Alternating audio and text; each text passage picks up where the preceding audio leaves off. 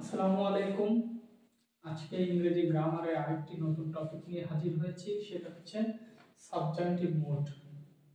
Academic লেভেলে আসলে এটা পড়ানো হয় না, এজন্য শিক্ষার্থীদের কাছে এটা নতুন মনে হতে পারে, কিন্তু বিশ্ববিদ্যালয়ের ভর্তি পরীক্ষা এখান থেকে প্রচুর প্রশ্ন আসে। এছাড়াও বাংলাদেশে যত চাকরির পরীক্ষা হয়, প্রত্যেকটা চাকরির পরীক্ষায় কিন্তু সাবজাংটিভ মোড থেকে প্রশ্ন হয়। তো এই সাবজাংটিভ মোড আসলে আমাদের বাংলাদেশি কোনো গ্রামার না, এটা আমেরিকান গ্রামার। এটা পরবর্তীতে বাংলাদেশে যুক্ত হয়। ঢাকা বিশ্ববিদ্যালয়ের প্রথম এখান থেকে প্রশ্ন হয়, তারপর থেকে বিভিন্ন বিশ্ববিদ্যালয়ে এখানে প্রশ্ন হয়, আর এখন চাকরির পরীক্ষা এটা কমন একটা প্রশ্ন। তো এটা আসলে কি আমরা এর ওইভাবে সংজ্ঞায়ন করা সম্ভব না। এটা আমরা জানি যে কিছু নাউন এবং কিছু ভার্ব এবং অ্যাডজেক্টিভ আছে যেগুলো বাক্যের মধ্যে যখন যুক্ত হয় তখন ওই বাক্যে একটা সাবজাংটিভ মুডে চলে যায়, অর্থাৎ দ্যাট ক্লজ হয়, দ্যাট ক্লজের পরে যে সাবজেক্ট হয় সেই সাবজেক্টের পরে কখনো ভার্বের অন্য কোনো ফর্ম বসানো যাবে না, অর্থাৎ ভার্বের বেস ফর্ম বসাতে হবে। সেক্ষেত্রে সাবজাংটিভ মুডে চলে যাওয়ার সঙ্গে সঙ্গে গ্রামারের কোনো নিয়মই সে মানবে না, ডিরেক্ট বেস ফর্ম বসাতে হবে। তো আসলে আমরা একটা উদাহরণ না দেখলে বুঝতে পারবো না, আমরা একটা উদাহরণ লিখি। আমি একটা বাক্য লিখেছি, I suggest that he go there.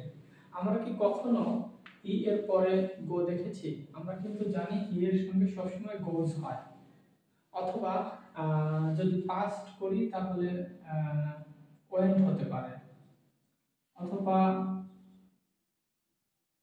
Has gone হতে পারে, অথবা ইজ গোয়িং হতে পারে, অথবা ক্যান গো হতে পারে।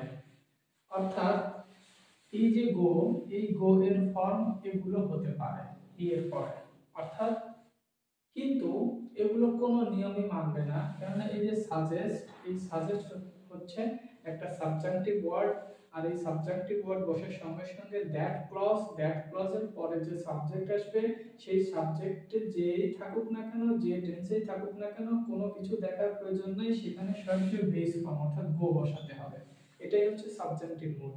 অর্থাৎ সাবজাংটিভ মুডে বাক্য চলে যাওয়ার সঙ্গে সঙ্গে কোনো গ্রামার চেঞ্জ হবে না।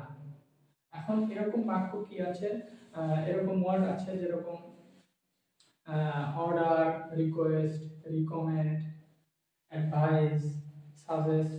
তো এই সকল ওয়ার্ডের পরে দ্যাট ক্লজ যুক্ত হতে হবে, কিন্তু তাহলে স্ট্রাকচারটা কি, যে স্ট্রাকচার অর্থাৎ এই স্ট্রাকচারে কিন্তু থাকতে হবে, সাবজেক্টিভ ওয়ার্ড থাকতে হবে, তারপরে দ্যাট ক্লজ থাকতে হবে, তার পরবর্তীতে যে সাবজেক্ট আসবে সেই সাবজেক্টের পরে ভার্বের বেস ফর্ম বসাতে হবে। তাহলে এরকম ওয়ার্ড কি কি আছে আমরা একটু দেখি। অর্থাৎ আমি এখানে কয়েকটি ভার্ব লিখেছি, যে propose, command, suggest, advice, insist, move, require, ask, demand, urge, request, prefer, stipulate, doubt, regret, wish. অর্থাৎ এই ভার্বগুলো যদি কোনো বাক্যের মধ্যে থাকে এবং সেই বাক্যের পরে যদি দ্যাট কনজাংশন থাকে তাহলে কিন্তু সেটা সাবজাংটিভ মুডে যাবে, নইলে কিন্তু সাবজাংটিভ মুডে যাবে না। যেরকম যদি এরকম বাক্য হয় যে হি সাজেস্ট মি গো দেয়ার, অর্থাৎ দ্যাট ক্লজ নেই, দ্যাট ক্লজ না থাকলে কিন্তু সাবজাংটিভ মুডে যাবে না। অর্থাৎ এই ভার্বগুলো এমনি যদি কোনো বাক্য গঠন করে তাহলে কিন্তু সেটা সাবজেক্টিভ মুডে যাবে না, অর্থাৎ এই ভার্বগুলো যখন বসার পরে দ্যাট ক্লজ যুক্ত হবে, এটা কিন্তু গুরুত্ব সহকারে মনে রাখতে হবে, দ্যাট ক্লজ থাকতে হবে, তারপরে যে সাবজেক্টটা আসবে সেই সাবজেক্টের পরে ভার্বটি অবশ্যই বেস ফর্ম হবে, অর্থাৎ তখন পুরো বাক্যটা হয়ে যাবে সাবজেক্টিভ মুডে চলে যাবে।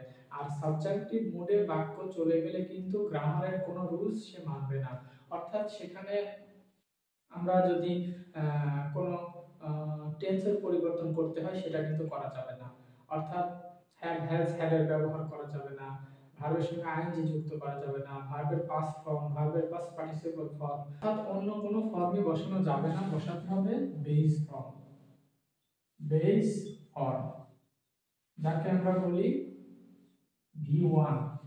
অর্থাৎ যদি বি ভার্ব বসাতে হয় তাহলে কিন্তু সরাসরি আমাদের এই বি ভার্ব বসাতে হবে, এখানে কিন্তু am, is, are, was, were বা কোনো মডেল অক্সিলারি ভার্ব কোনো ভার্বই বসানো যাবে না, সেখানে বি বসাতে হবে। তার মানে আমরা কি বুঝলাম, এখন এই যে ওয়ার্ডগুলো, এই ওয়ার্ডগুলো কিন্তু আমাদের মুখস্থ করতে হবে। এগুলো যদি মুখস্থ না থাকে কারো, তাহলে কিন্তু সে সাবজেক্টিভ মোড বুঝবে না। তাহলে আমরা কি জানলাম যে যদি এই ওয়ার্ডগুলো বা এই ভার্বগুলো যদি কোনো বাক্যের মধ্যে থাকে, সেই বাক্যের পরবর্তী অংশে অর্থাৎ যদি দ্যাট দ্বারা যুক্ত কোনো অংশ থাকে, তাহলে ওই অংশে কিন্তু ভার্বের বেস ফর্ম হবে। অর্থাৎ সেই ভার্বের কোনো নিয়ম কিন্তু কোনোটা টেন্স সহ কোনো পার্সন অনুযায়ী কোনো কিছুই কিন্তু মানবে না, একদম বেস ফর্ম বসাতে হবে। তো এটা আসলে যদি কেউ না জানে, তাহলে কিন্তু আমরা যেরকম সেখানে হির সঙ্গে কিন্তু আমরা গোজ দিব, জানি না, সাধারণত আমরা জানি যে he third person singular number, তাহলে ভার্বের সঙ্গে এস বাই এস হবে, এইজন্য হি গোজ হবে। কিন্তু এটা যে সাবজেক্টিভ মুডে আছে, এইজন্য যেখানে ভার্বের কোনো পরিবর্তন করা যাবে না, এটা যদি আমরা না জানি, তাহলে কিন্তু বাক্যটা আমরা ভুল করে আসবো পরীক্ষায়। তো পরীক্ষায় প্রথম পর্যায়ে যখন এটা আসতো ঢাকা বিশ্ববিদ্যালয়ে, অনেকেই এটা পারতো না, কারণ এটা যে যে উত্তরটা হবে না আসলে সেটাই কিন্তু হয়। তো আমরা আরেকটা উদাহরণ দেখি। এখানে একটা বাক্য লিখলাম যে হি প্রেফারস দ্যাট শি ড্যাশ সামথিং, অর্থাৎ বাক্যটা হবে সে প্রেফার মানে পছন্দ করে, সে পছন্দ করে যে সে কিছু খাবে। তাহলে এখন এখানে আসলে কি হবে? ইট হতে পারে, ইটস হতে পারে, অ্যাট, তারপরে হ্যাজ ইটেন অথবা ইজ ইটিং। তাহলে কিন্তু আমরা দেখছি যে she third person singular number, তাহলে subject third person singular number হলে আমরা জানি ভার্বের সঙ্গে এস বাই এস হয়, তাহলে কিন্তু সবাই কিন্তু এটা উত্তর করবে, ইটস। এখন যদি কেউ এটা চিন্তা না করে, তাহলে যদি এটাকে পাস্ট মনে করে, তাহলে কিন্তু এখানে যেরকম আমরা যদি এখানে প্রেফার দিতাম, এখানে পাস্ট করতাম, অনেকেই চিন্তা করতে হলে এই অংশ পাস্ট হবে, তাহলে সে কিন্তু এখানে অ্যাড দিত। অথবা এটাও কিন্তু হয়, হ্যাজ এর পরে ইটেন, এটাও হয়। আচ্ছা, তারপরে যদি আমরা এখানে প্রেফারসি দিতাম, তাহলে কিন্তু ইজ ইটিং, মানে এটাও হয়, কিন্তু ইজ এর পরে এটা কন্টিনিউয়াস। তার মানে আমরা কিন্তু কেউই মাথায় নিচ্ছি না যে এই উত্তরটা হবে, কেননা শির সঙ্গে তো ইট কখনোই হবে না, অর্থাৎ ভার্বের সঙ্গে এস বাই এস হতে হবে, অথবা এগুলো সবগুলোই হবে। কিন্তু আসলে যেটা আমরা ভাবছি না যে উত্তর হবে, সেটাই কিন্তু উত্তর। কেন? কারণ এটা হচ্ছে সাবজেক্টিভ মুডে চলে গেছে, অর্থাৎ ওই যে ওয়ার্ড, তারপর হচ্ছে কনজাংশন দ্যাট, দ্যাট ক্লজ যুক্ত হওয়ার পরে পরবর্তী যে সাবজেক্ট, তারপরে ভার্বের বেস ফর্ম হবে, অর্থাৎ সেখানে ভার্বের বা টেন্সের বা কোনো পারসন বা নাম্বারের কোনো নিয়মই সেখানে মানা যাবে না। এটাই হচ্ছে ব্যতিক্রম। এটাই ঢাকা বিশ্ববিদ্যালয়ের প্রথম যখন আসে, তখন এই প্রশ্নের উত্তর অনেকেই পারে না, অর্থাৎ এই সাবজেক্টিভ মুড অনেকেই জানতোই না। পরবর্তীতে এখন আমাদের বাংলাদেশে অনেক বইয়েই কিন্তু এই সাবজেক্টিভ মুড নিয়ে কিন্তু আলোচনা আছে। তো ধন্যবাদ সবাইকে, আসসালামু আলাইকুম।